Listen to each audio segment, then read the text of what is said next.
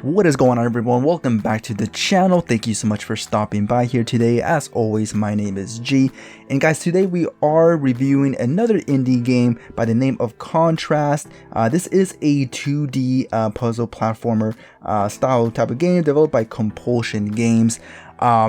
Playing this game was actually pretty enjoyable, so I will try to keep it brief and really short because the game in itself was very short and sweet.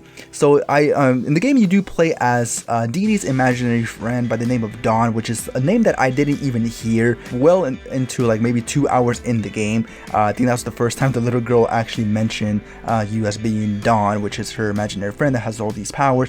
It is a very unique concept when it comes to like the platformers. It kind of reminds me of Hollow Knight, the one that we just actually finished. And in the sense that you have to complete a few puzzles in there, you do have to use this shadow cloak thing where you have to kind of get yourself into like a shadow form and use the platformers that the shadows create to get to a certain point in the game or a certain level in the game. And I thought that was pretty unique. Some of the mechanics were a little, they were a little glitchy at times, especially the dashing through the shadow portion.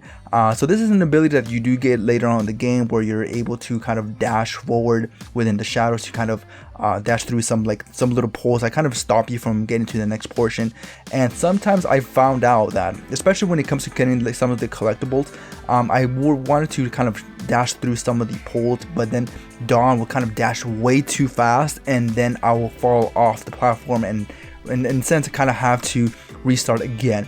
One of the annoying portions of those games was when you are going through this carousel portion where you have to jump over some ponies and you have to kind of dash over some of the dark edges of the walls and to get to the next portion, and then she will kind of dash way too far and I will fall down and I have to restart the whole process again.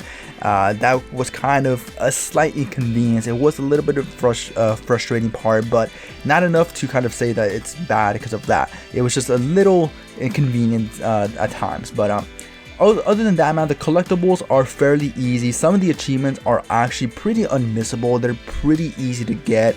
I actually didn't went through the list because unfortunately I did read some of the reviews, and the first review that did pop up was the fact that the achievements were very easy, and I was like, okay, well, if this person said it's easy, then it should be pretty easy for me as well. So I went ahead and just got it, and I didn't read any of the achievements, and so I finished the game and I did realize, okay, yeah, some of the achievements were pretty easy, and I did have to go back just one time just to kind of clean up some of the missing ones. Like I mentioned, the collectibles are pretty in your face, so they're kind of hard to miss.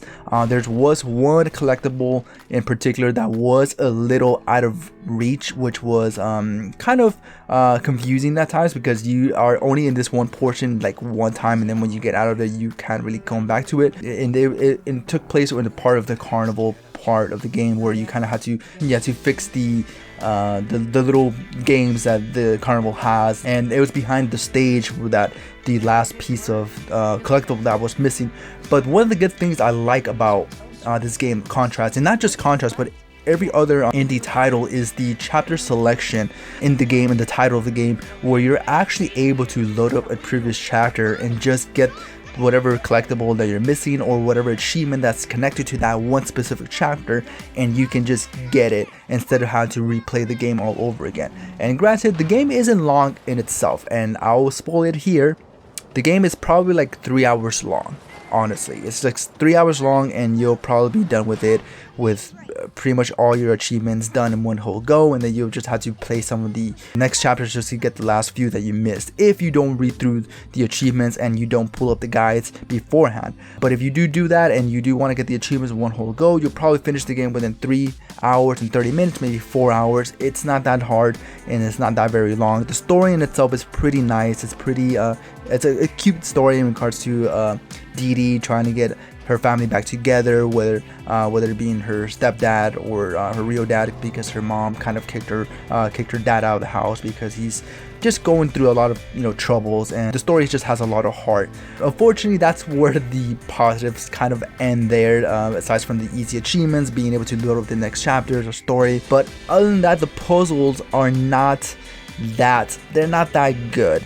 Specifically, the box portions of the game where you had to move the boxes around to kind of get to an upper level of the game, or the upper level of the level and all that. It's just moving the boxes around is what it kind of really ruins the flow, in my opinion, on top of the short duration of the game being just 3 hours. And that's just me being a completionist, and I can complete it within 3 hours. So if someone is just playing the game just to play the game, you'll probably finish the game within 2 hours, and that's not enough time. I feel like it doesn't give you enough room to kind of develop a sort of bond with the characters. So you're kind of like, alright, I'm pretty much just Dawn, this imaginary friend of Dee Dee, and the story is nice and you're there to kind of help the little girl out, but it ends so quick. It's like it feels like it's so anticlimactic, and there's like really no reward at the end.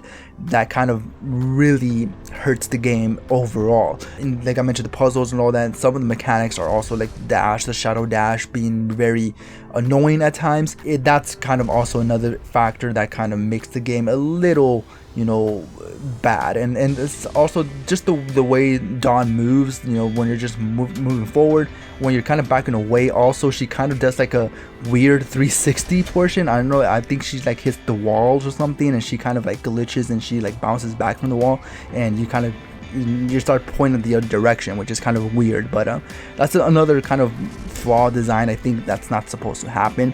And also just her movement, when like you move her forward a little bit, she kind of moves a little too far, more than what you wanted her to.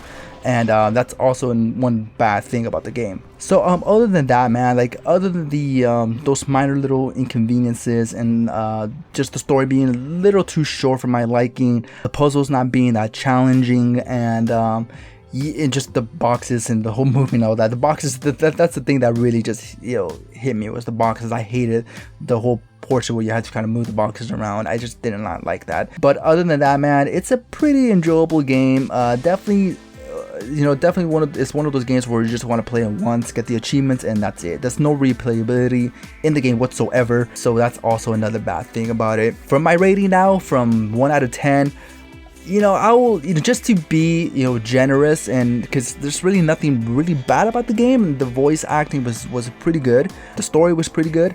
I would just give it, other from the minor little things that I mentioned earlier, I would definitely just give it a solid 6 out of 10, because like I mentioned, there's no replayability. You just want to get it for the achievements, and that's pretty much it.